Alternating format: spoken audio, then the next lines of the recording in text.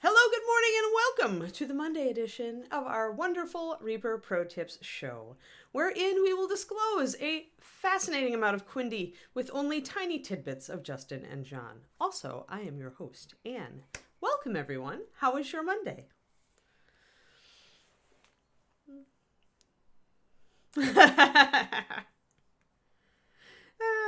It's actually Twistedoma. I'm going to be gone. My niece is graduating, and her graduation party is Saturday, and that is in Wisconsin, where I come from. I mean, I was born here, but I kind of grew up there. So where I kind of mostly come from, a 99. It's like Quindy, who's 99%. I 99% come from Wisconsin. Hey, Kodiak, thank you. 3 months. Woo! Awesome. But yeah, so I will not be here. I am flying out on Thursday. So I won't be here Thursday and Friday. So there's only half a week that you have to keep track of for Anne this week.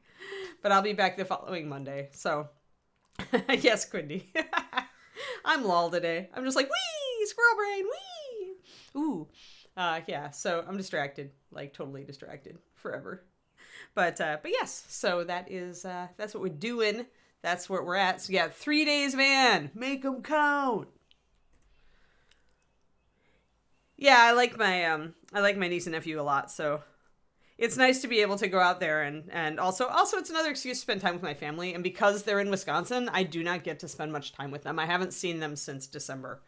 So I'm trying to essentially travel a bit more and see more of them these days because my parents are getting older.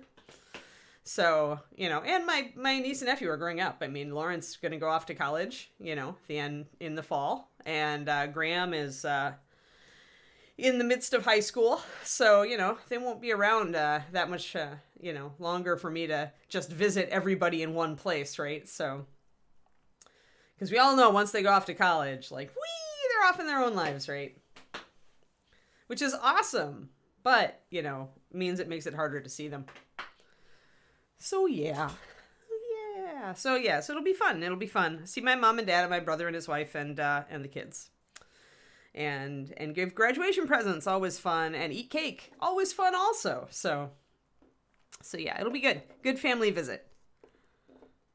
David's not going with me on this one just cuz the graduation he went on the December trip with me. So and technically, we're not actually married yet, so, I can give him a bye.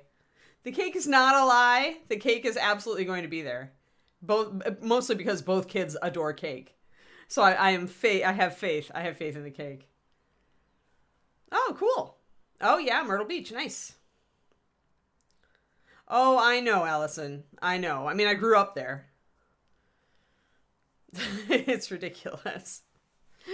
It's ridiculous. I just bring flannels. I bring a light coat that's got a fleece in it, so it actually is good for almost everything up to true winter. And I bring flannel, and jeans. I don't, I just deal. It's Wisconsin. There's a reason I don't live there anymore.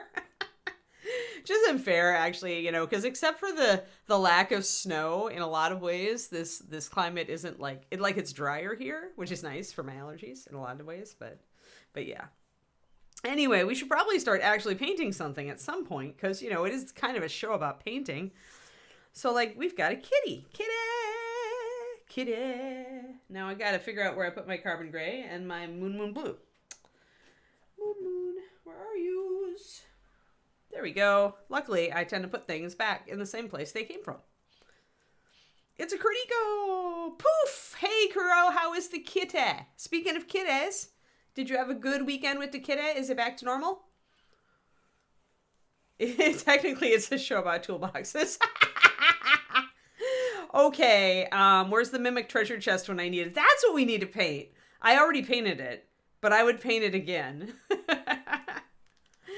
Because, the mimic treasure chest really is our mascot. No one realizes this, but in my heart, the mimic treasure chest is the mascot.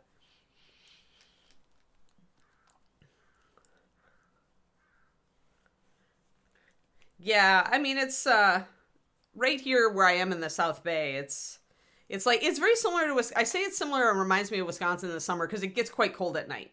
Like, it gets warm during the day and then it gets quite cold at night. So it's kind of a cross between Wisconsin and Arizona, which are the two states that my family exists in. So, oh no, Kuro, no, that's not good. Poor kitty. I hate that. I hate that when they have that reaction in the med. You get the med and it feels so good because you're like, yes, I finally can make you feel better, kitty. And then they have a reaction to it and you're like, oh no, I've made it worse. And it's our guilt. It's our pet guilt, right? Like, I remember because Kiri had a reaction to antibiotics. So, like, and it feels so terrible because you feel like a bad pet parent because here you were thinking that you were going to make them feel better, which you desperately want to do. And then it just makes them feel worse. And you're just like, oh no. No, I'm so familiar with that feeling. Like, huge hugs, Kuro. Like,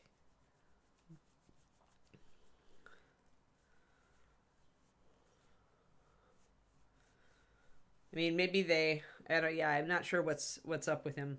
But maybe they just need to back off a little bit and see. I'm not sure. Poor Loki. Much.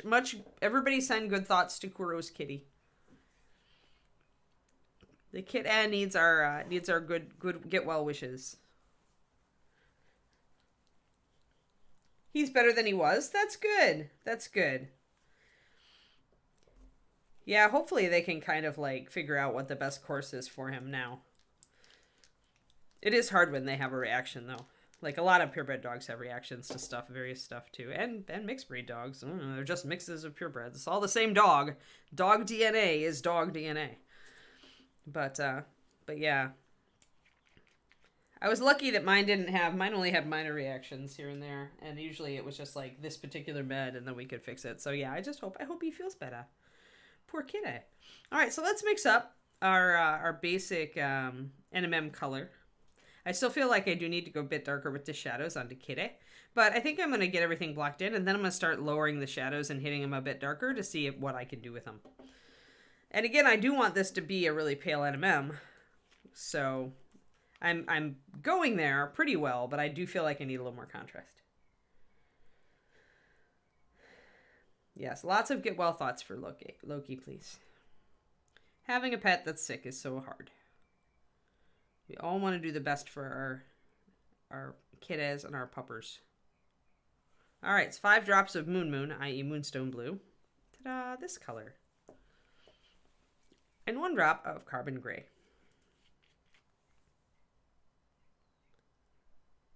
Which is our darkest gray, for those who are wondering.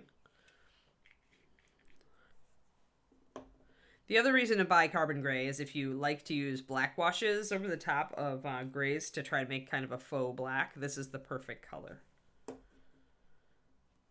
Hey, nope, the puppy's still, like, gestating. You won't get any new news until the x-ray. This is the thing about puppers. Puppers, when they are, like, being formed, is that, yay, you get, like, the breeding is done, yay, and then you get 5 weeks of do do do do do do do, and then you get an ultrasound. There are puppers, yay! And then you get do do do do do do do do do do until you hit the X-ray, and then you're like, there are X number of puppers, yay! Do do do do do do do, and we have puppies. That's how waiting for a puppy to be born is. That's exactly right there with all the Jeopardy music. Yeah, totally. Oh my gosh. Yeah, you know he's not feeling good if he's not doing that, Cornico. Hopefully he will get better. Fingers crossed. Finger heart love. All right. I'm going to drop 2 drops of water into this. Moonstone has a fair amount of white, and carbon is very high coverage. So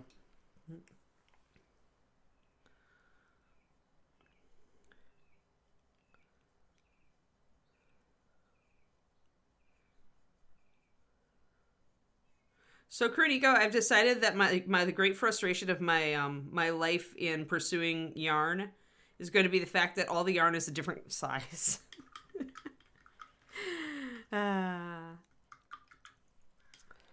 Especially when you're like me and you're like ordering random yarn off of like online, like there's not every worsted weight yarn is exactly the same size, and not every like heavy yarn and bulky yarn is exactly the same bulk. So this is me just having to like, now I understand how you get a yarn collection, because you're like, these colors are perfect together, and then you really look at them and they're like, crap, this one is a little bit more narrow than the other one. How's that going to look if I try to make it striped? Oh well, I guess I have to buy more yarn, right? And we do have a local yarn shop, but because they're small, they don't have a huge selection. So it's like, they did give me, my book gives me some brands.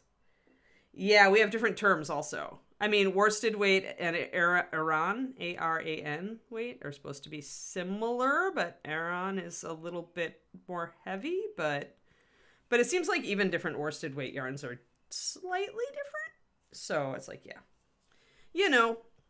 It's all learning a new hobby, guys. This is just like when you all are trying to figure out brushes. So many parallels.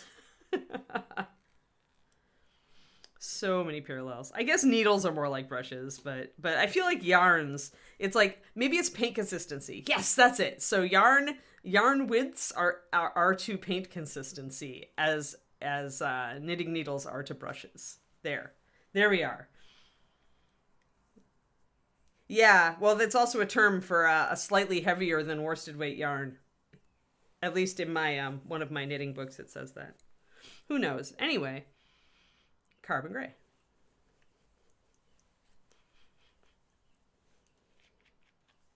So, a little bit of carbon gray, and I'm going to put a little bit of our starting color in it.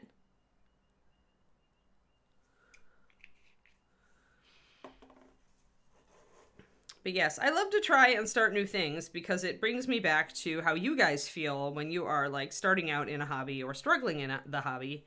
And I feel like it gives me a better toolbox for just, vibing with people who are having an issue and trying to help them.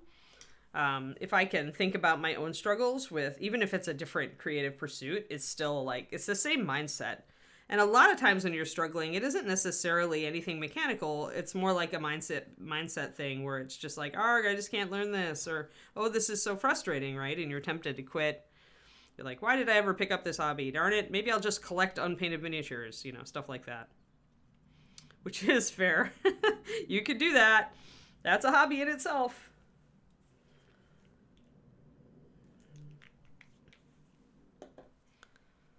But I like to be able to identify with and kind of like feel the vibe with anybody that I'm teaching, even if they're brand new. And so,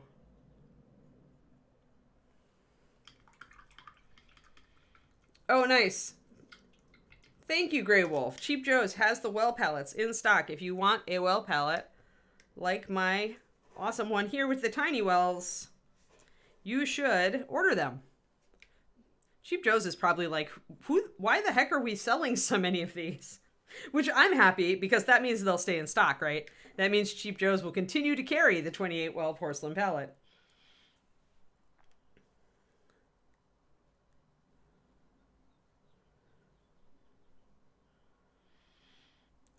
Yes, yes. So there's the link in the chat if you want the 28 well porcelain palette. I think it's the best one for miniatures because the wells are small, so you don't need to use as much paint and water for your paint to stay wet longer. It's just a good thing. So let's mix up, that's right. So because I wanted to go a little bit lighter, I was using one brush of my gray, one big loaded brush.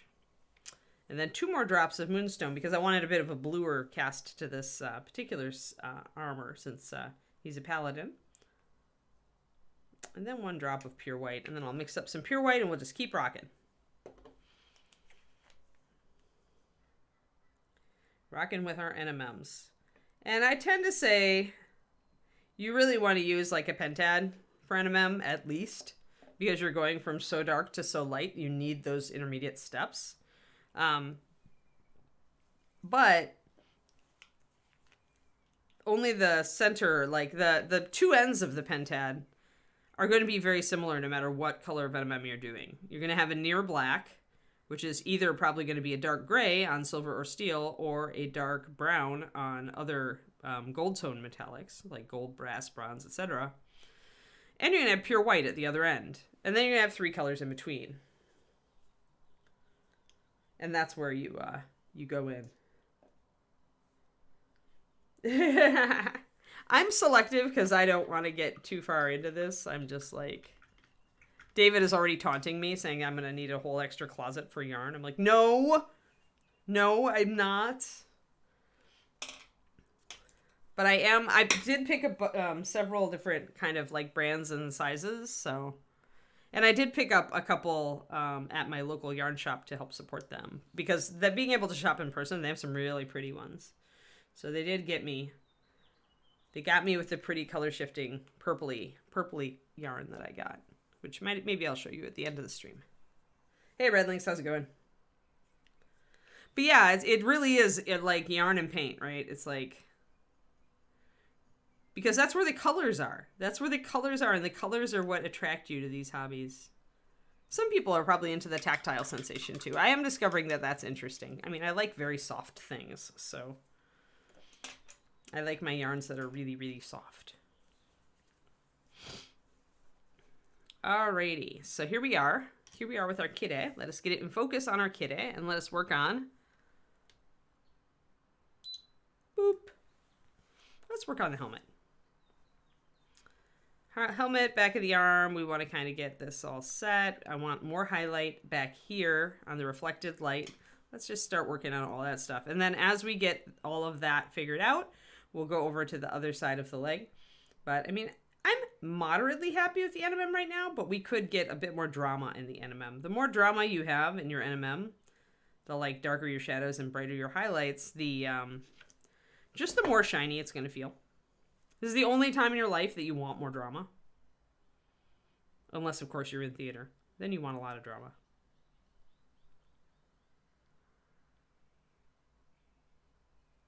Only in the play, though.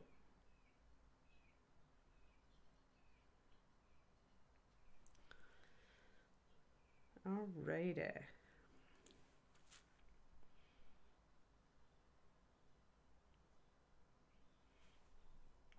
So you can see how the light, I'm kind of making it go down. I kind of put a little extra here on these little grooves where they're kind of have the point sticking out. There's going to be a shadow on the underside of the leg here. We're going to add that in. It's very necessary, but I do want this to be, in general, I want the thigh to be brighter, the underside of the leg here to be a little darker, and then on the foot again, you're going to see that highlight come up again. Yeah, that's where yep. Yeah, you're not that late, Dogfather.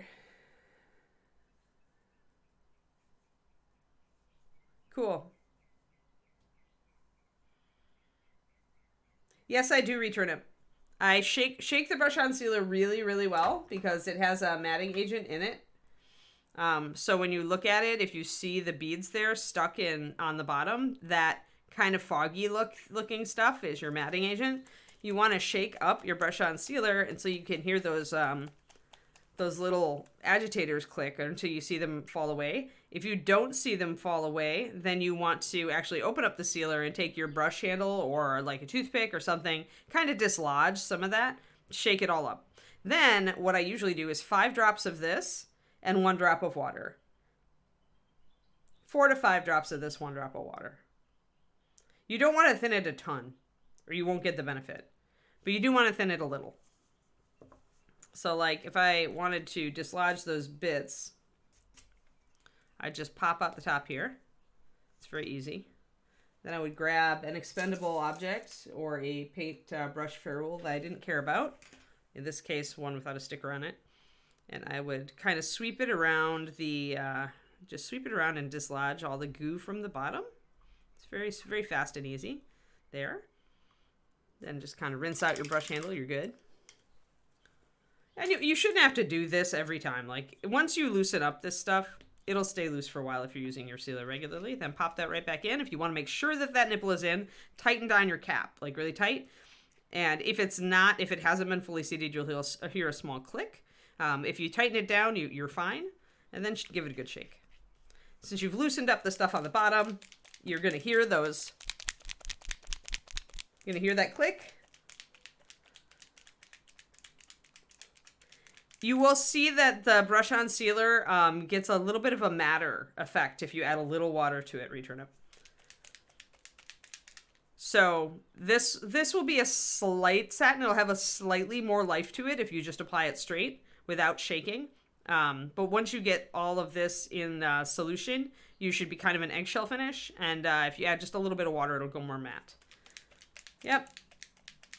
You bet. That's what I'm here for. But yeah, now it's all in solution and it's great. You also want to make sure that this stuff is off the bottom, because if you just give it a cursory shake and you don't really like get that stuff in solution, then as you slowly deplete the bottle, you get, you know, more air and less fluid, and the fluid becomes, you know, makes a greater impact. So essentially what happens is, oh, half of my fluid is gone, but now I'm getting more of my matting agent actually in solution every time I shake it, because there's, you know, more room for the water to have an impact.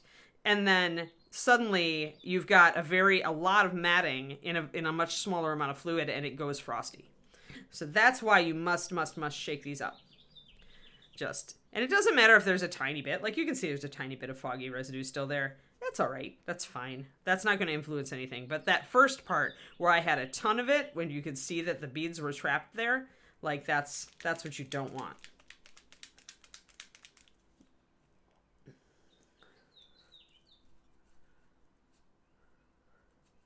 I missed what Pendrake said. Instead of wine bottles.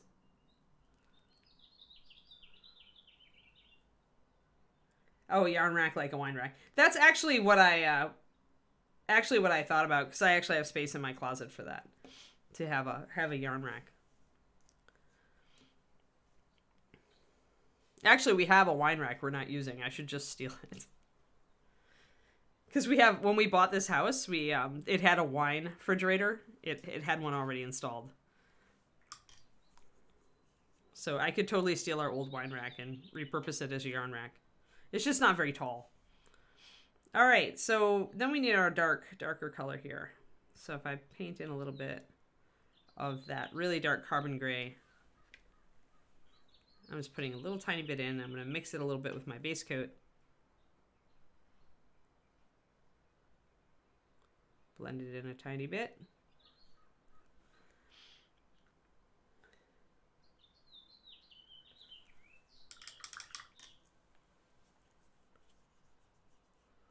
Nice, Kirst.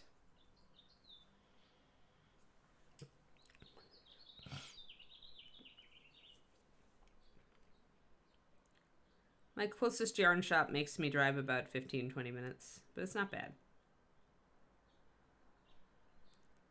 It is a nice little shop. It's in is it in Palo Alto? It's in one of the towns that are close to where we are here. The ladies there were very nice.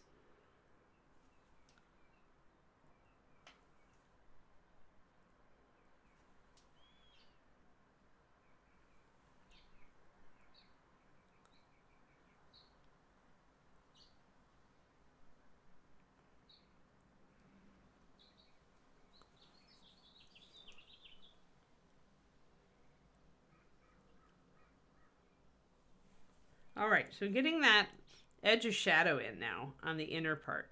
You can see how that kind of echoes the edge of shadow on the outside.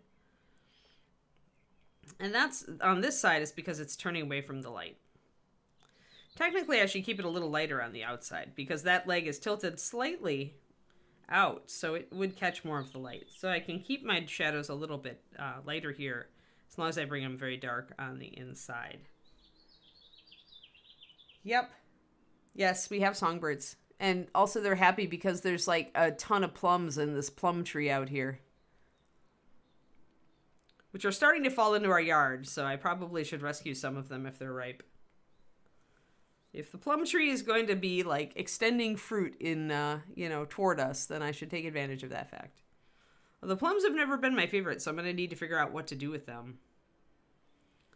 What's your favorite use for plums, everybody, other than just eating them? Do you have a favorite recipe for plum something or other that I should look up? Plums. And the birds are in the plum tree. Booze is right out, returnip, because I can't have alcohol anymore. My guts won't handle it. Curse you, medical issues, but that's okay. I mean, I drank plenty when I was younger, so I feel like I get more done without it nowadays.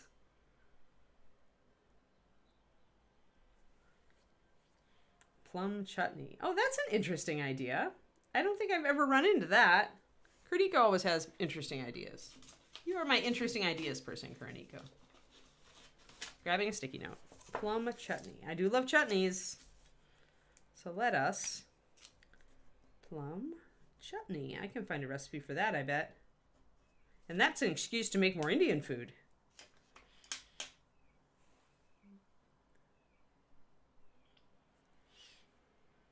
Cat-proof project bag. Wow. You don't remember the last time you had a plum? Yeah, I think jams are, usually what people, jams and preserves are.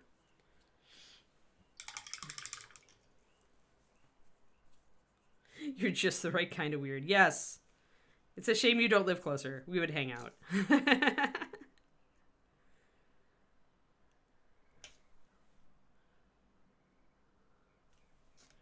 All right, so interior leg. Again, we're going to block in a shadow. I'm going to do the shadows first on this side just to show you guys. Just block it in. Don't worry about blending it in. Just block it in. And it's just to the side of the highlight. So like, the highlight's going down the center of the leg, because that's what's going to catch the light. And where the leg just really kind of cuts off and starts to fall away is where you're going to have a bright light, like we've got over on this side and this side. So you can put your shadow just beyond that, and you're going to have a shadow over here too. Now here you're going to have bigger shadows because it's behind the shield, so there's not a whole lot of light going to get back there. Just a bit.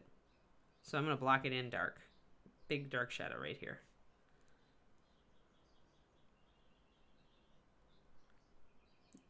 And again, don't worry about blending. Just worry about getting your shadows and your highlights in the right areas.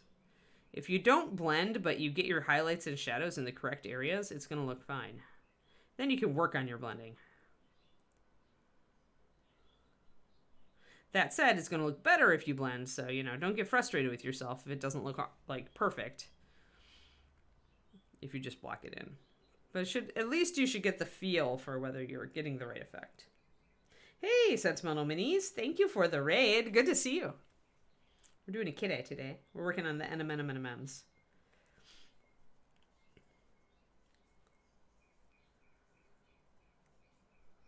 Christmas tarts. Yeah, I like almond flour.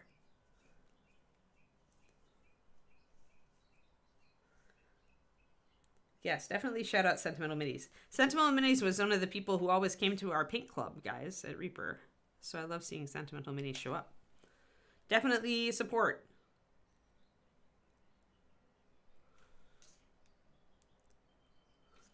Cool paint club person. Alert.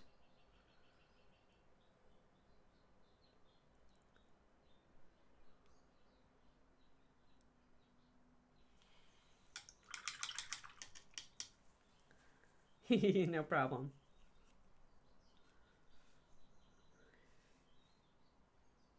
Oh, okay, they restarted? Good, good, good, good. Do they have anybody running it, or do y'all just show up and paint Sentimental? And is it in the new building or the old building? You have to give me the gossip. I haven't talked to anybody in a while.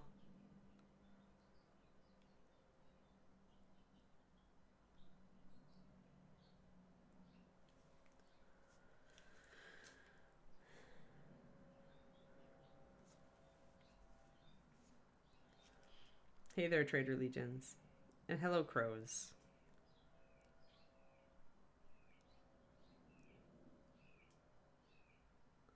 Just blocking in my little rivets here, getting them a little dark around them. Just show up and paint. It's in the old building, but the new building is coming soon. Yeah, because they were going to build out a nice, bigger store area in the new building. I know that was the original plan. I never know if it's still going to be the plan because Ed. Ed likes to pivot. And then he eventually settles on something. Something that he thinks is the best idea. Which is fair. There's definitely stuff in the air today. My throat is like getting all a bit mungy. So if I keep up having to clear my throat, I had to take a short break to go grab a Benadryl. There's definitely some dry plant stuff in the air out here that likes to try to kill me, so.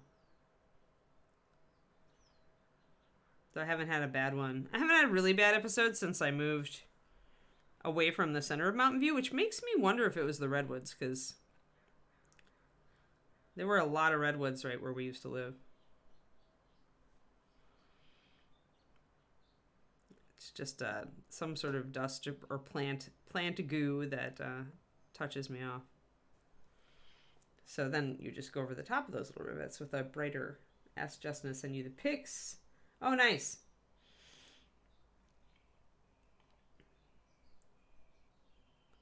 Yeah, the new building, yeah. Yeah, it's really cool. It's really cool to see Reaper building out and having the room to expand and, you know, create a really cool thing. It's exciting. I'm just sad, sentimental. I might not be at ReaperCon because we're getting a new puppy, and I'm gonna have to drive that puppy home from North Dakota like the week before ReaperCon. I don't think I'm gonna. And it's a 3-day road trip with a tiny puppy, so I don't think I'm gonna be in any shape to also drive to ReaperCon because with a puppy that little, you're not gonna be able to find a pet sitter.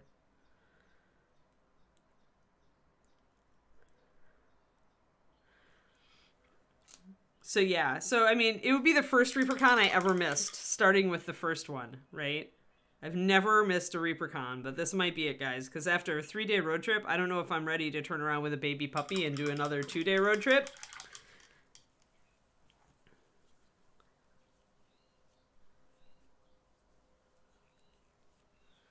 Yeah, and it was just timing. Now, if the puppy, if the evaluation is earlier, maybe there's still a tiny chance, But having a little baby puppy also and traveling across, you know, several states and then having to be in a hotel where you're not, you know, don't have really quick access to grass and stuff like that. Because you're trying to housebreak your little puppy and you don't want to housebreak your puppy with lots of accidents in the hotel room. So we'll see. We'll see. There's lots of cons. I mean, there's a couple pros, obviously, going to ReaperCon. But I already warned Ron that I might not be there. Although we do have a substitute MC, guys, for the award ceremony, and it's not Ron. I need to talk to Ron about this because the ever popular, and he may be actually listening right now. He lurks in the chat sometimes, but the ever popular and amazing Derek Schubert, who does a lot of acting, you know, so he actually understands how to be in front of a crowd, and can do great voice. Derek has offered to do the award ceremony if I don't make it, which is very cool. And I think he would do a great one. Maybe it wouldn't be the same, but I think Derek would do an amazing award ceremony, Dogfather. He's just got a great delivery and a great personality, and he'll be able to keep it moving, and he knows how to engage a crowd. I'm pretty sure he can do it. In fact, y'all might not want me back. Derek will probably do such a good job. Yeah, yes, and he does have a sneaky sense of humor. We'll have to... And if he does it, you almost all should do, Simpsons entries, because I swear he can quote every episode. And do all the voices. Are you hearing, Derek? I'm totally throwing you under the bus. You may not be on today, this morning. But,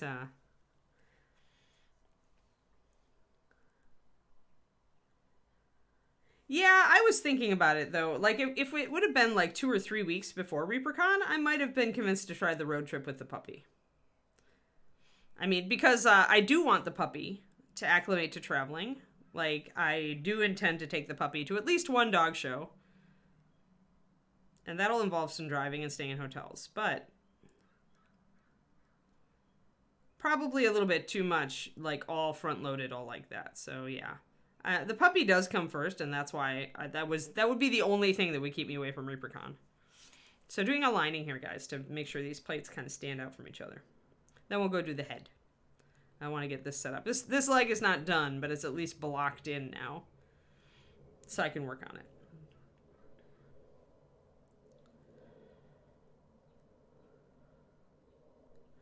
He won't really, though, Tristonoma. He'll have some socialization time before, and he's already told me his goal in life is to steal the puppy away by giving it steak. So, I mean, we're already telling each other that no, the puppy's mine, no, the puppy's mine. So, you know, there's going to be some heavy competition here. So I'm okay with getting a head start on that. Just saying. Yeah. He knows what puppies like. Puppies like grilled meat, and he is able to grill meat. Therefore, he will attempt to steal the puppy away from me with presents and gifts. This puppy's gonna be so freaking spoiled.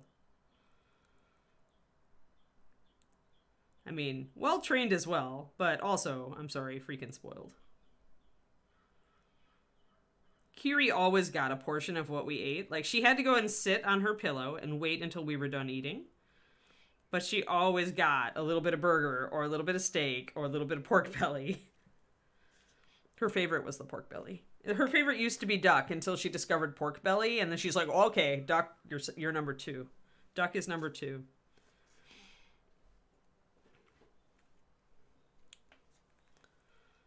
So we'll see what this puppy likes. Right now, the puppy is an unknown entity. Unknown quantity. All right, there we go. So we've got that kind of figured in. Yeah, most people do spoil their pets. I just shake my head at myself because I'm always like, no, I'm not gonna. Yeah, I'm gonna spoil the dog. I mean, it depends on your definition of spoiled, I guess. I mean, our dogs do. When I have a dog, the dog is expected to have good behavior. I cannot stand begging at the table. I don't allow it. There's other things I don't allow as well. So I guess I am pretty the bad cop puppy parent because I do enforce the rules because I think puppies need structure. And there are things I don't want my puppy to do.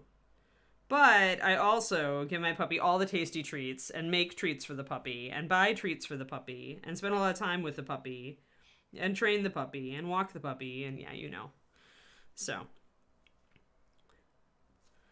And I'm always like conscious of the puppy needs some time to exclusion of my own. So we'll see. One second.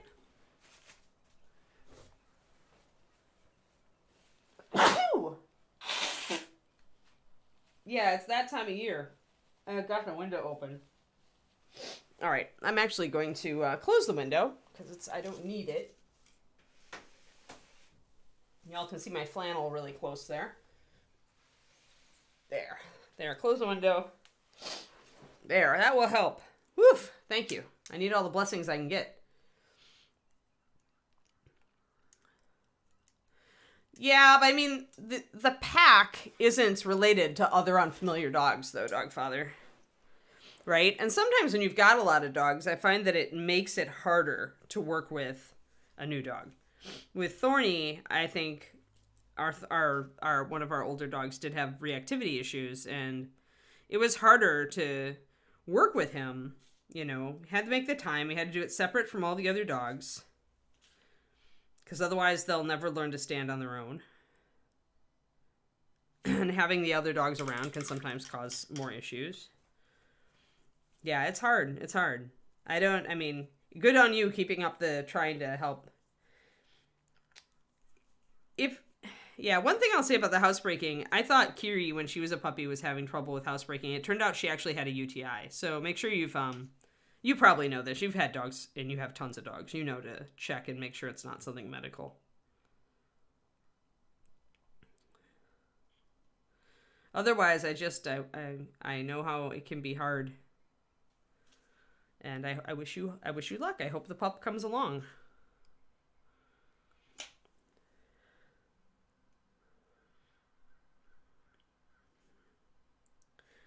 What are those minifigures? What's the concept? Oh, Kayukatsu. These are actually for Dungeons and Dragons, the role-playing game. So this is a Catfolk, or I guess the D&D, they call them Tabaxi, but we don't have that copyright. So Reaper does the miniatures mostly for role-playing. So we've been doing this, and then, this is one of our wizards that we've been working on. All these are made by Reaper Miniatures, and Reaper's business has been to do role-playing game figures since they started, like, years and years and years and years ago. What is Reaper on? We passed our 30th anniversary? Are we on 35? I don't even remember what year we started. But yeah, so these are all for role-playing games. We do some monsters on the stream as well. Like we've been working on this centaur character as well. This is 30? Right, I'm missing the 30th anniversary figures of ReaperCon, I mean.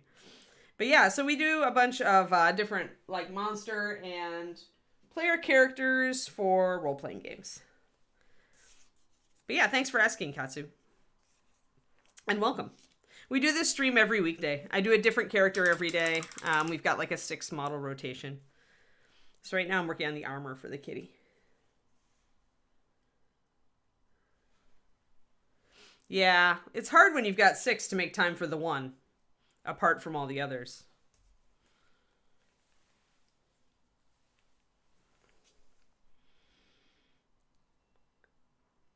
D&D and Frostgrave, so you can use them for some games as well. I mean, I know a lot of people who used to use Reaper figures to sub for Games Workshop figures, even if they didn't like the Games Workshop sculpts, they would buy a Reaper figure and use it. If it was their local game store, they didn't care. I'm gonna just put in a shadow here a bit. There. All right, I feel like that's pretty good. Let's go up to the head and work on the helmet. We'll make sure everything is lined and kind of separated so that everything stands out if you put a line between your sections. So I definitely wanted that line between this side guard and the scales down below. Oh, right. I should have remembered because of that too, Kuro. Good catch. But I've slept since then. My brain today, like, expect nothing. Expect nothing. Oh, I need to thin down my dark gray lining color. It's a little bit thick. It is pretty dry here lately. So I need to make sure that's nice and fluid. I don't want it super thin. I still want it to be able to draw, you know, a pretty dark line.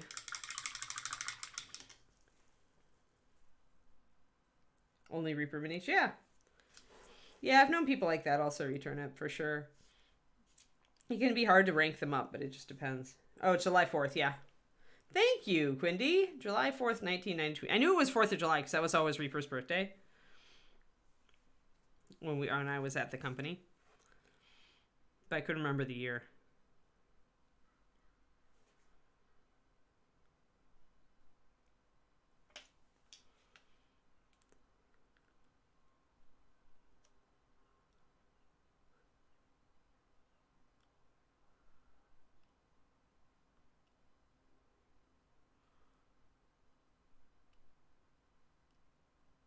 Alrighty, so a little bit of scale mail. There's just a couple of pieces, a couple of scales over here.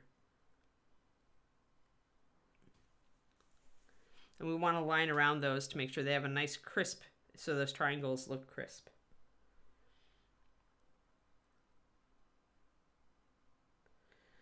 We have a shop, we have a distribution center in the United Kingdom, Katsu. So Reaper Mini, Reaper as in the Grim Reaper. Do I have a Reaper Miniatures anything around me? Intact blister card, anybody? I don't know that I do. You have a shop link, don't you? Yeah, there we go. So Quindy just linked you to the shop, and you can mark what country you're coming from, Katsu, and then you can go and look. We sell paint and miniatures. The Master Series paint line is the one that I actually made. I worked for the headquarters, or worked for Reaper in the headquarters for 17 years, and 15 years of that was making Master Series paint. Created every batch. But we also sell a bunch of figures, and as you can see, they are smaller. They're 28 millimeter. But yeah, Dungeons and Dragons is probably the most famous. If you watch the TV show or have seen the TV show, the American TV show, Stranger Things. It's on cable, isn't it? Is Stranger Things HBO, guys? I don't know. I know David's watching it, but I haven't been watching it because it's gotten a bit dark and scary. I think you can have any marking you want with Tabaxi, Pendrake. Netflix. That's right. It's Netflix. So yeah, if you watch Stranger Things on Netflix, they they had to do a lot with D&D, with Dungeons and Dragons. So that's what these miniatures are for. Although they are that show is, I think, based on the 80s, so if I'm correct. So it's miniatures have come a long way and look a lot cooler now. Yeah, I know, for Vecna for the new series. Yeah. Yeah, David's been telling me kind of about it, because I was like more into classic D&D than he was. Oh, nice. Finalized your pledge. Great. Yeah, I didn't add more. I stuck to my guns. I'm getting the lighthouse and I'm getting the new paint colors so I can learn them for you guys. Yeah, exactly, Katsu. Yeah, so the D&D game that they play in Stranger Things is what these models are for. Except the models they're using in the show are like really old compared to what we're doing now. But yeah, but they actually, I think in the first episode, they actually did have a Reaper model. Even though technically it's not quite the right time period, because we were founded in 92, but I think Ed was talking about it at the time Stranger Things first came out, that they had a Reaper miniature on the table.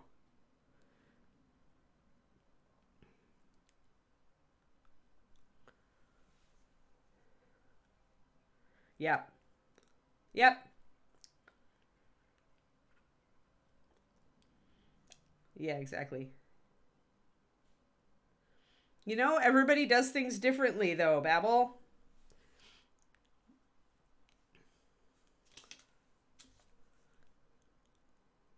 It's okay if you want to hold your brush at the end. I mean, you have less control, but it doesn't mean you can't, like, you can't... Should I start? Should I start doing that? If Wapple does it, then it's from canvas painting. Because that's the thing. If you're a canvas painter, that's how you hold your brush. You're not doing this whole thing like we do. You're doing this or this, because it's a canvas. It's way out here.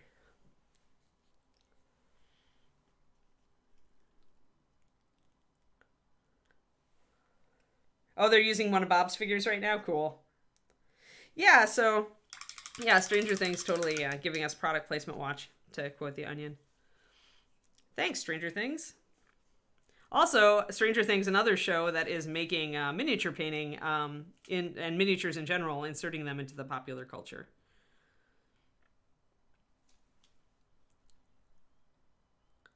I'm going to go up here and put a highlight up here. Now, even though this the headpiece here is mostly facing up, I still might want a little bit of a shadow right under this highlight. Because this is a spherical, it's a rounded surface, right? Like at the top of a helmet really is kind of a half sphere. And so I want a rounded highlight. And I want all the stuff at the top to be pretty light. But I might want a shadow right there. Or a shadow down here near where it's really, where it starts to fall away from the light source is where you want that shadow.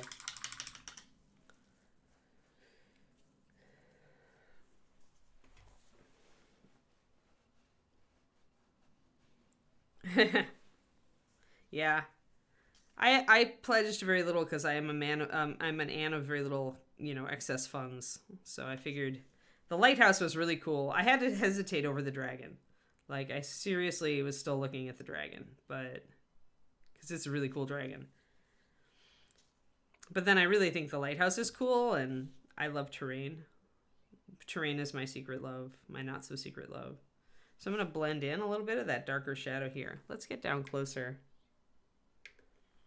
So you can see kind of a roundish highlight here. And then I've got that dark spot. Now I need to blend that in a little bit. Yeah, but the problem is that Reaper is a little bit like I said, we started in 92, and I think that show is based in the 80s. So using a main model that's from later might not work.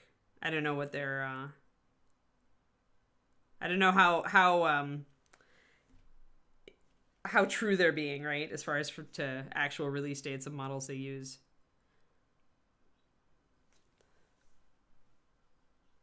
I don't know if I'd paint it though, Pendrake. I know I'll paint the lighthouse eventually because I love terrain. And the lighthouse looks like it's going to be really cool. But I have a real hard time with dragons because they're just so big. So big, and often if I'm going to be painting big, I'm going to be painting a bust or something. Because that's what I really love. Or a giant werewolf. Because that's the other thing I really love. So you can see here we've got a little bit of just kind of a little bit of muddiness. Maybe a little bit of mold artifact. So I'm just trying to kind of get in here and shade some stuff down. If you got some rough spots, you can just kind of shade to make these a little sharper.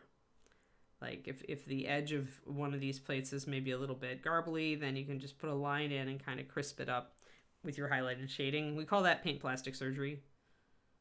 I need to put a shadow in here. Because here's where the top of the head starts falling down the side. So if the light is hitting up here, it would kind of like fall down past. So that's why you have a shadow right here.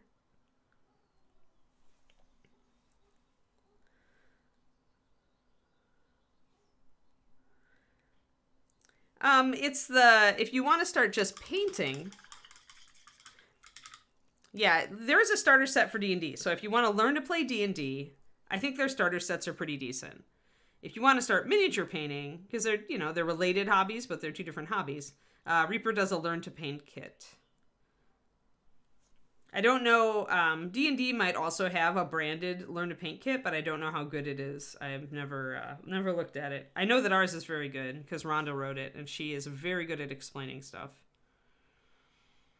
She did a great learn to paint kit.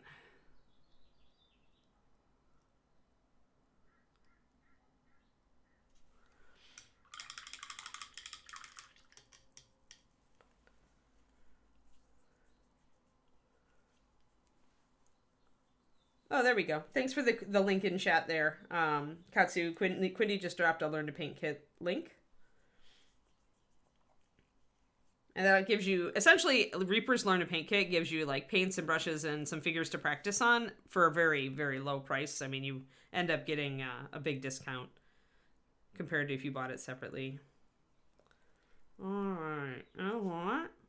I want to highlight some edges on the little edging going around the face here. So I'm going to grab my pure white.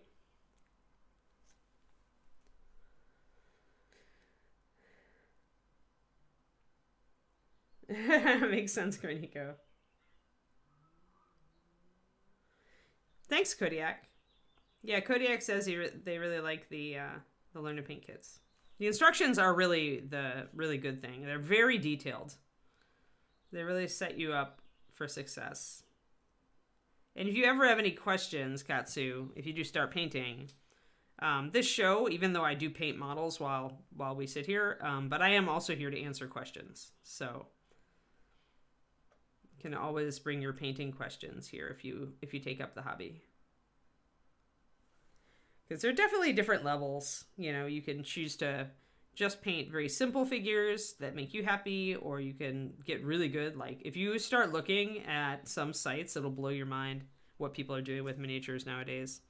Like if you really want to like see some amazing stuff, Katsu, go over to a site called Putty and Paint. I think it's puttyandpaint.com, but if you just like Google search it, you'll find it. Some of the best sculptors and painters in the world put up their stuff in their galleries there.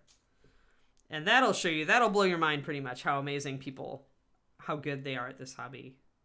Both sculpting and painting. So if you just want some eye candy that really, really shows you what you can do, head on over there. There we go. So we got a nice highlight. Yeah, everybody's got a different go-to guy. Like Kirill. Kirill is still what I aspire to be. Yes, that's a good point too. Twisted Oma makes. The person who wrote the Learn to Paint kit, Rhonda Bender, it also does a stream here on Reaper on Mondays. So today, later in the afternoon.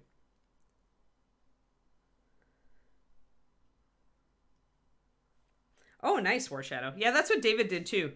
David started purchasing minis from painters he really admired, and that helped him get better.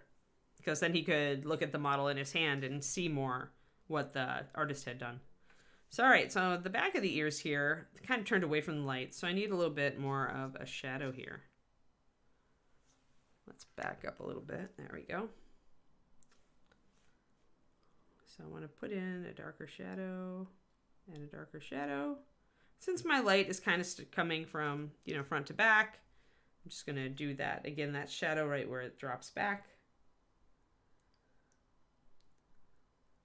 Oh, nice. Very cool war shadow. Yeah, Infinity is beautiful models.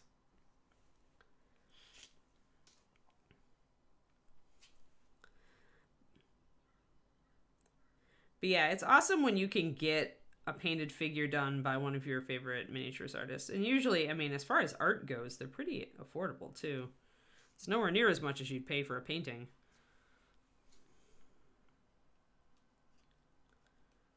And you can still put it in a display case and enjoy it every day.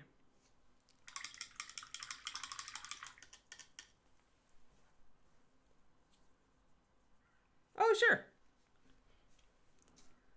Glad it worked for you, Return Up. Hey, I like being on here because it does let me explain some stuff about how to use the paint.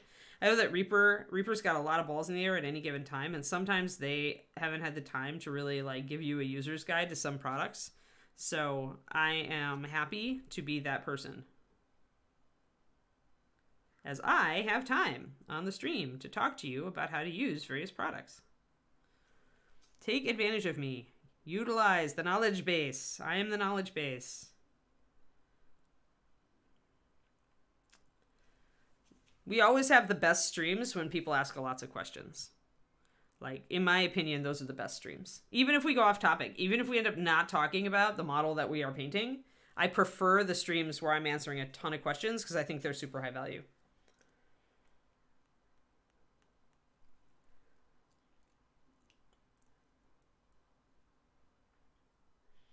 Yeah, a lot of people do both, Katsu. Some people just game and they don't really want to paint the figures, and some people, you know, do both, and then some people just really love painting more than anything. This hobby is really relaxing, the miniature painting thing. It's fun and it's relaxing, and then, you know, you actually have something that you can... I like to make a little conga line up on my bookshelf of miniatures that I've finished, and we also have a display case out in our front room because my fiance is also a miniature painter. So our best models we put out in our living room in the display case. But we both like to paint for competitions. There's also competitions you can enter for miniature painting and stuff like that. So it's a whole big thing. It's an interesting hobby. So yeah, look into it. Not for everybody, but a lot of people really enjoy it. I think that's true of every hobby, though. It's cool that you collect video games. What's your favorite? Like you said, you liked RPG video games, right? So what's your okay, so here you go. Since you're a video game person, Katsu, of the latest, like, of the games that have come out in, say, the last 6 months, like, what are some of your you should really play this games? Like, what are some titles? Because bonus points if it's actually like a co-op game where you can play like with your bestie, because my fiance and I are always looking for games we can play together.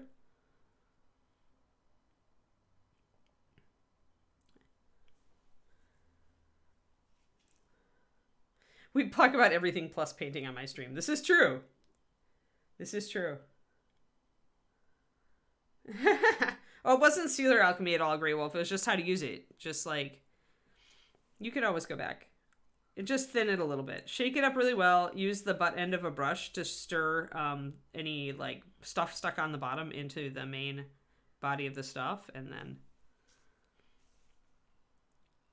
shake it well and thin it just a little. 5:1 usually. That's what I do. So I'm putting a shadow here because this is a rounded surface, see? So I'm trying to, that's a little bit low actually. I need to make that a little higher. Make my shadow a little bit higher up here. So what I want to do is when I look at this and I see the light kind of falling, I want to kind of emulate what I see. And by making the shadow round like this and then bringing a round highlight in, I can really make you feel the whole like shape of the helmet here. The gloss is, no, you shouldn't return it because it's already pretty thin, for one. And if you want it to be a very strong, shiny gloss, then you'll want to put it on fairly thick. The gloss sealer is, I think of it as more of a special effects sealer. And remember that you should only use a gloss sealer on a model if, well, one, I guess if you're using it to seal the whole model, you could do that. But if you're using it like for special effects, like to make an eyeball look wet or to make like drool look wet or the mouth look wet or something like that, only use gloss when you're also using metallics. If you're doing NMM like I'm on this figure, don't use gloss effects. It takes two. Oh, okay, cool. Yeah, I'll write that down. Thanks, Katsu. I'm always looking for new food recipes and like new video games and new cooking related TV shows. It takes two. Okay, I'll look that up. Thanks. Yeah, because right now he's playing a lot of he played Diablo Immortal and now he's kind of bored with it, and he still like plays a bit of World of Warcraft, and I like Overwatch, so we play Overwatch together, and we're playing Tiny Tina's Wonderland from the people who did Borderlands because we love the art style and the funnies. But yeah, we're always looking for a new thing to kind of try out. So I'll look at it. Thank you. So a little bit of light. Now, one thing I may need to do is I may need to bring my shadow up a bit, or I may need to blend this in a little bit. So here's the thing. When you've got NMM on kind of a burnished surface, is you'll have your highlights and shadows blend into each other a bit more. So I need to blend these for a couple. Oh, cool, Redling. Say, thanks. Oh, okay. Sweet. Good. Good job, Returnip.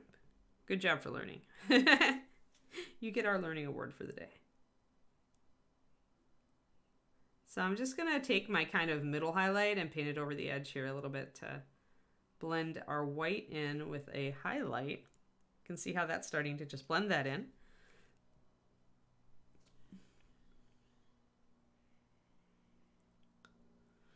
And eventually it'll look really smooth. Now I need to blend my shadow up. I think bring it up just a little bit more. My shadow's a little bit low. So I'm going to grab a little bit of that. I'm going to start to bring that up a bit. Mix it with a little bit of my mid-tone. Kind of blend it in.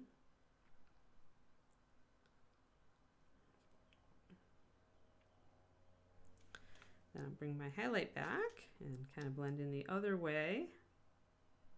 So my paint's really thin, and that's why I can do these layers over the top of previous paints and get the blended effect. So some of my paints are a little thicker and some are a little thinner. So that's working. I feel like it could be a little better. I am going to take my my really dark shadow color and I'm going to line around the lower edge of this helmet where this little edge comes out. Yeah, we keep it. Those are the PVC. Now, just keep in mind that if you paint the plastic ones, Katsu, I like to wash them in a little bit of dish soap and hot water and then let them dry. And any mold release that might be on there, that'll take it off. And then you can paint directly on them. You don't need to put any priming coat or etc. coat on there. But if you buy metal ones, or they're like a resin, or if you buy something like from Games Workshop where it's a styrene plastic, like a model car kit plastic, those need to be primed just like model car kits do, or mecha kits or manga kits or anything like that. Those things need a primer. Most people use a spray primer, but you can use a brush on as well. But the plastic ones from Reaper do not need to be primed. So this model I did prime. That's what the white is. He's actually metal. So he's a large portion of him is tin. But this model here, this wizard that we just started, he's still the gray plastic. So you can see. So I washed him, but now I'm just painting directly onto the surface. And as long as you keep your paint a little thicker, it'll stick. But I do recommend washing them first, and I think that helps with the paint sticking to them. Certain colors do, yeah, it depends on the base red links. Like liner colors are thinner.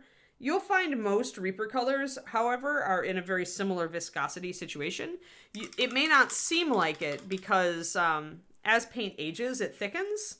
So if you do order a color that, say, doesn't turn over quite as much, and especially if it's a darker color, some of our darker colors do seem like they're in a thicker base. Because if they even, like, evaporate a little, they just, like, seem like they thicken up. Like Carbon Gray is going to feel a little thicker. But if you have a fresh paint that's from a batch that's just been made at Reaper, the viscosity is very close, very close. You may notice a tiny bit thicker, a tiny bit thinner, but the only paints that are really more fluid feeling are the liners. Blue does not tend to be really thin. It tends to be a more translucent pigment, but the paint isn't necessarily. Like if you use my favorite, cyan blue, which is our blue base and pretty much close, you can, here, where's my cyan blue, darn it? Yeah, this, my favorite blue. This guy is not a thin color. Trashorama, 35 months. Are you just going through all your accounts and just like, weren't you 35 months before? Yeah, there's a difference between viscosity and coverage, guys. It's linked in some cases, but like if I squeeze out this cyan blue, like it is not a thin watery paint. It is pretty thick.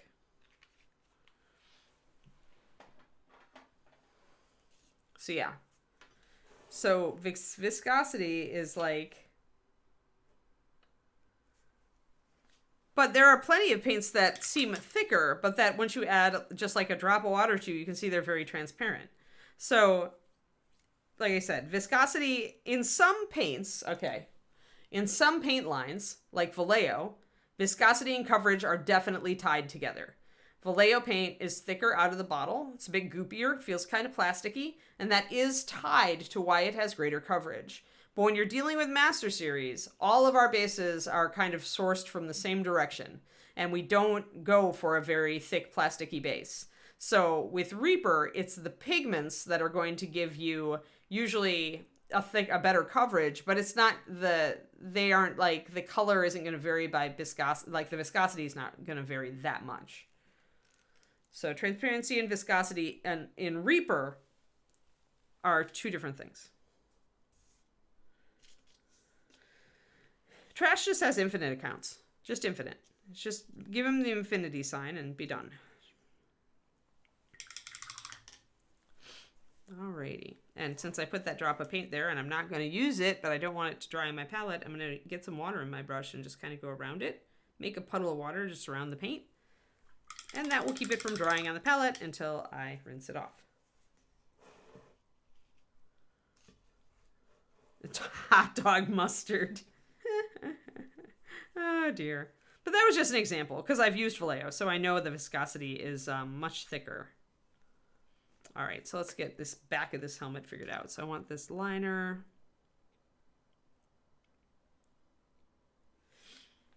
You might like hot dog mustard, but do you like it on your miniature, Kirst?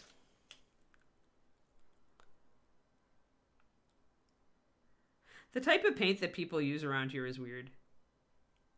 Like, there's been a guy who's very passionate in the community here who loves AK products, and so for some reason, probably just because of him out here, I find that a lot of people are conscious of that paint line, where before in Texas, like, was rarer. Usually only like model vehicle people knew it. And there's not as much, they're not as conscious of the Reaper paints out here. Which is great, because then I get to introduce people to Reaper paint.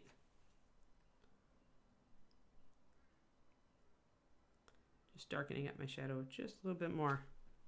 The darker your shadow goes, the more shiny you're going to look. I don't have my reflection in yet, so this is not yet looking reflective. And also I haven't kind of fine-tuned that lower edge on the helmet. Yes, have a good food. Yes. Yeah, sure. Into another hobby. Hey, you're with me, Katsu. I have too many hobbies, but I don't care. I love it. Have a good meal. Hopefully we'll see you again.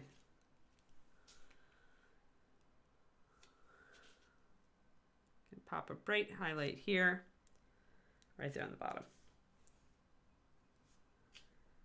Funko is buying Mondo, the company spawned from Alamo Draft House.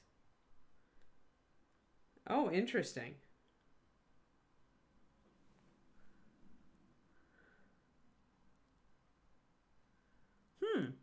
That's interesting. Yeah. I only know Funko for their pops.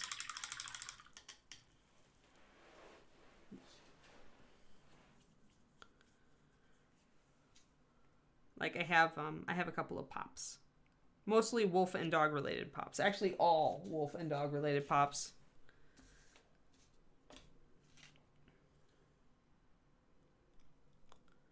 I guess I only have kept 2. I used to, maybe I still do around here somewhere, but I may have gotten rid of the, I used to have like a Daenerys and her dragons. I got a few of the Game of Thrones ones, but the only one that survives is Ghost, the white wolf from Game of Thrones. I have his pop, and then I have Dogmeat from Fallout 3, because obviously Shepherd and Doggles. Dogmeat's one of my faves. You have one Astronaut Snoopy, yeah. Oh wait, I do. Technically, I guess this is actually a Funko, isn't it? The owlbear.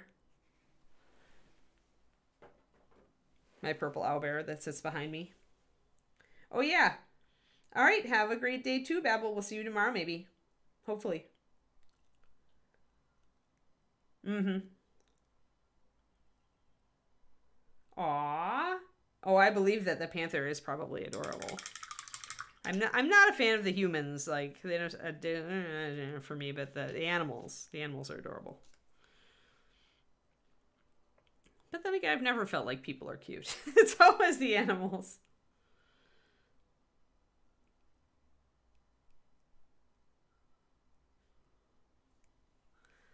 There we go. So that's a little better. Got that. Bringing the edge in there. I think I want to bring it in a little bit more here.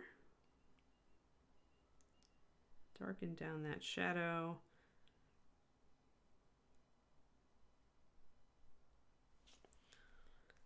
So a little bit darker. Now I want to get this edge sorted. When you've got an irregular edge like this where the edge of the helmet comes down, goes up, comes down, goes up, sometimes it's just makes the most sense to highlight and then shadow. So highlight at the point and then shadow right next to it, and then go back up to a highlight, down to a shadow, and then go to another highlight and to shadow. So we'll do that, and then we'll put the shadows in. Yeah, there's a Funko owlbear. Red Lynx. Ah! I'm going to drop him on everything. Here, on my face cam. Most adorbs. Terribly adorbs. Must buy owlbear, if you can find one. He has a perch up here, behind my desk. There we go. He looks over my shoulder while I paint.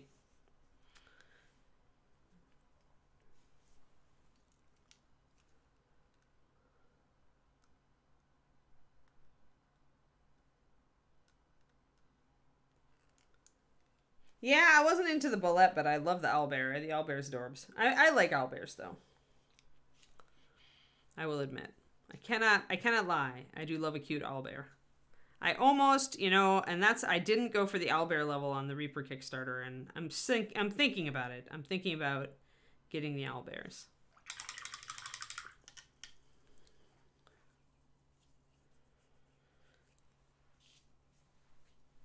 I don't think we've painted an owlbear on this stream, have we?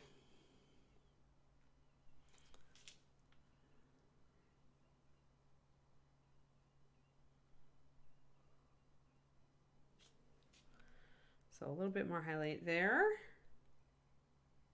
Oh, Displacer Beast for Funko. Wow, I would go for that. Oh yeah, no joke, Kariniko. Yeah, the collector market on those is a little bit wonky. All right, I need to bring in my shadows on that lower rim thing. Yeah, that's the level I'm thinking about buying into, Trying Eye. I decided I wanted to paint more because you guys are going to want me to talk about the new colors when they come out, so I need to have them at the same time as y'all. So I bought in on those. All right, so darkening down like the rim of the helmet right here and right here to make that shadow. Then we get that bright spot in the middle starting to come together here. Now we need an under reflection.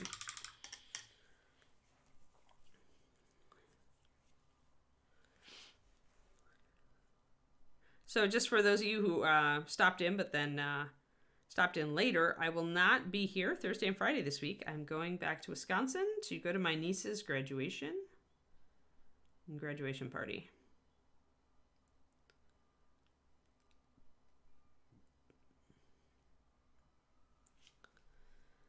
So I'm going to hang out with my fam. I'll be back Monday. As long as they don't cancel my flight. That seems to be all too common these days.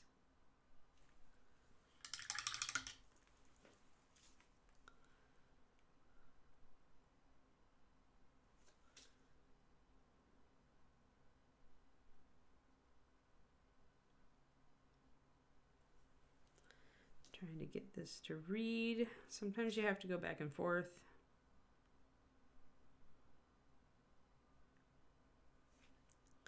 A little bit of light, so you want the shiny highlight, you want a dark shadow, and you want this, but our shadow isn't really dark enough, so we'll have to work with this. We'll work on it as we go. With a really pale NMM, it can be a challenge because you need to have the dark shadow, but then if you go too dark for too much, then you lose the lightness. If you wanted a light color, you can lose the effects you wanted. So I'm just probably going to have to futz around a little bit both ways to try to bring some light in and to make sure I have dark enough shadows. So maybe I'll line around the ears. Medicine type number 4. Yeah, I mean, at this point, they'll have hopefully figured out what he's reacting to, and we'll get you a totally different, like, family of product that might still work. Fingers crossed, Kerniko, for the kiddo.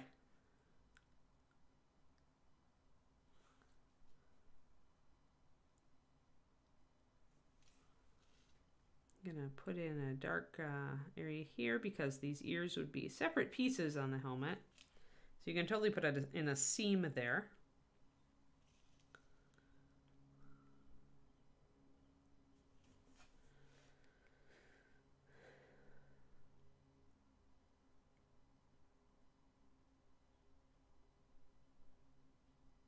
Yeah, that was pretty rough. You were rough that day, Kuro. Yeah, I'm going to avoid that search, Turgeon. I am very happy with just having my my owlbear mascot and my dog meat and my ghost. Otherwise, all my shelf space is for Overwatch statues and miniatures.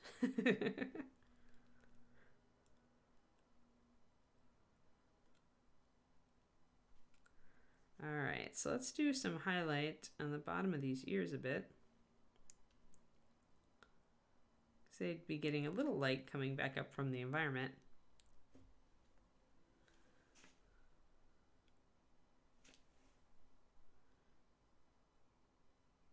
I worked on my oil painting yesterday.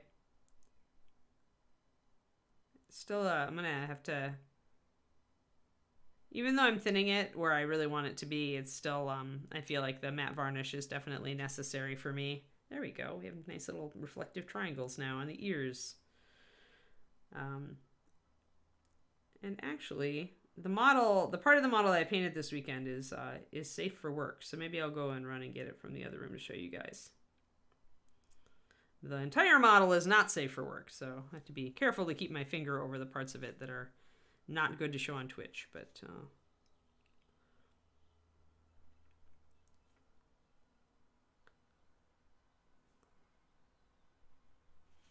it's a little bit of under reflection there. Again, you've got the highlight, you've got a little bit of shadow, and you've got the under reflection. You've got a highlight, and then you've got the shadow, and then you've got the under reflection. And a lot of painters are going to call that under reflection just the bounce light, which is fair. It's light that's bouncing up at the underside of the model from the environment. So, under reflection is just something that I made up that sounded right to me long ago in the Dark Ages van painting. But, yeah, calling it calling it bounce light is absolutely accurate.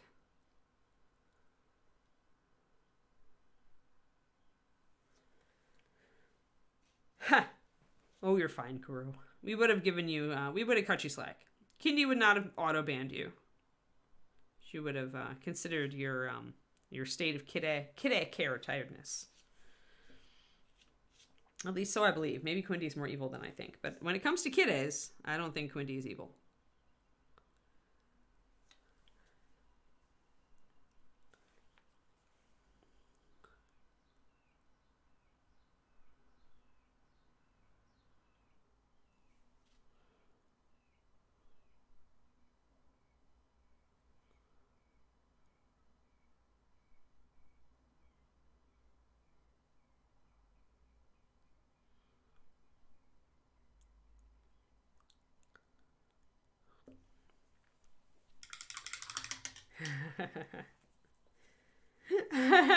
Quindy has banned you for less.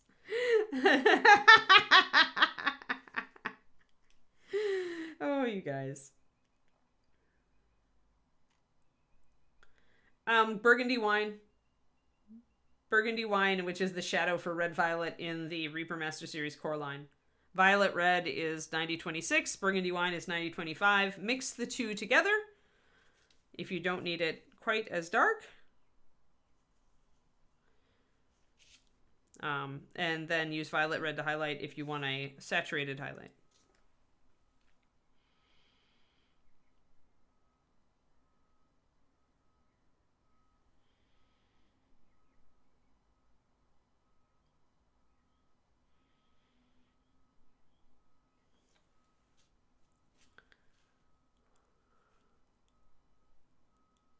I'm going to put a shadow here along the greave. Again, I want to separate out these areas a little bit so that all the details come out on the model. So we don't want to lose that little edge.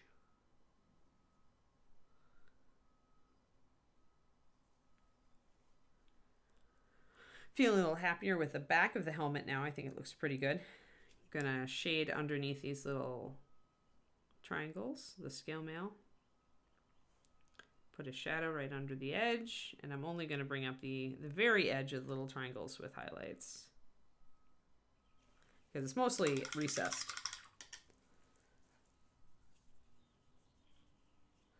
It's actually, it's one of my silly superpowers. There are a few silly superpowers that I have, but one of them is to recite the name and item number of all paints up to the point where I left Reaper. And the reason is that I mixed hundreds of batches over the years. Turnip.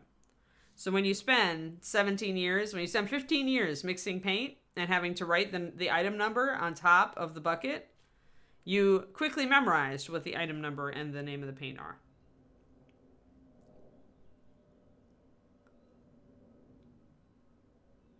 So it's not love, it's residue from my job.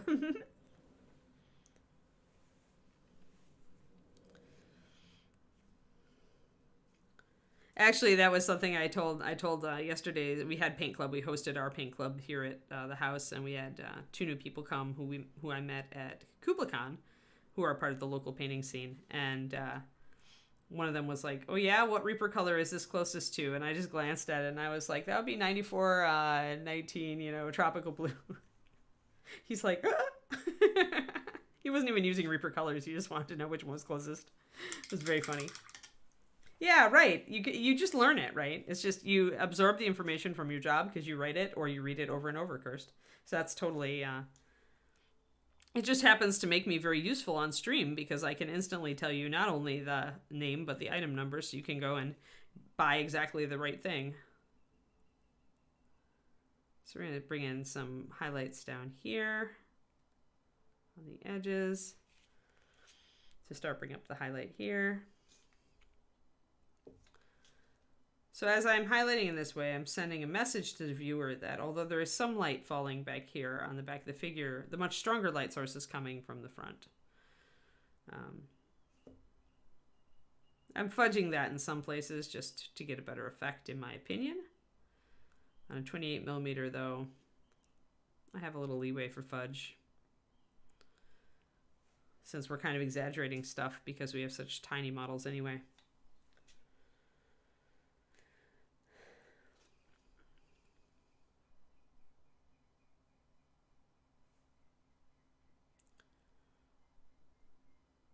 Only for painting parties. Otherwise, it's just nerd.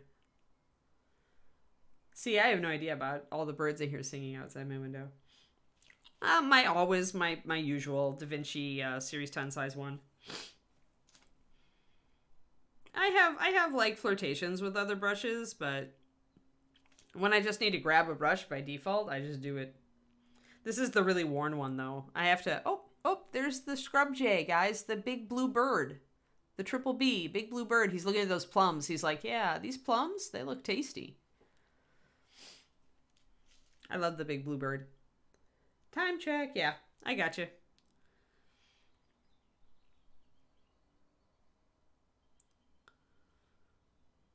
That bird is way too big to be that bright of a blue. I'm not used to big birds being extremely brightly colored. I guess parrots are. There we go. So now you guys can see we have the highlight on the edge, shadow underneath, back up to the highlight. That's your simplest way to think of NMM on a 28 millimeter. When you get to larger scales, you have to be a bit more realistic. Yeah, Da Vinci Series 10 size 1. And if you type !tools, it is the brush that is linked to on DickBlick in that command.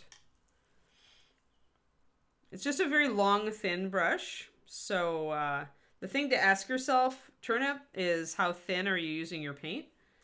Because if you like using really thin paint like I do, then this brush will do very well for you.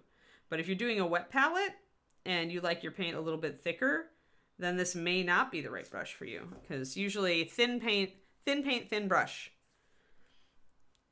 Thick paint, thick brush.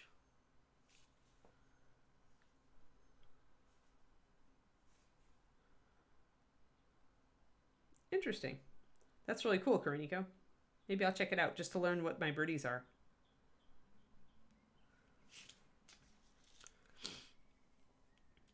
Oh, I have to turn the fountain on. I forgot to turn the fountain on this morning.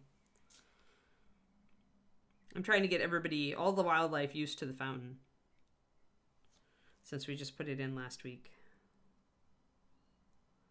So I'm trying to be good about turning it on every day. Eventually, I want to put a bird feeder next to it, because I think our lemon tree probably can stand the weight of the bird feeder. Cool, return it. Yeah, with thinner paints, a thicker brush it might annoy you because it takes so long to unload your brush. You need to get a lot of paint off of your brush to be precise with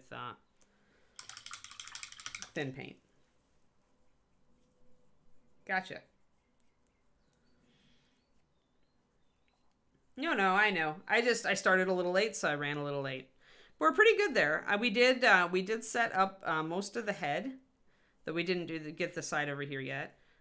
We did finish the back, and we finished the back of the arm like we said we would. We didn't quite get to the front side, but we got a lot of the leg blocked in. So our NMM is getting there. Like maybe one more episode on just like tuning and getting it to really punch up. And then we will be ready to move on to like leather and then the shield. So yeah. Yep.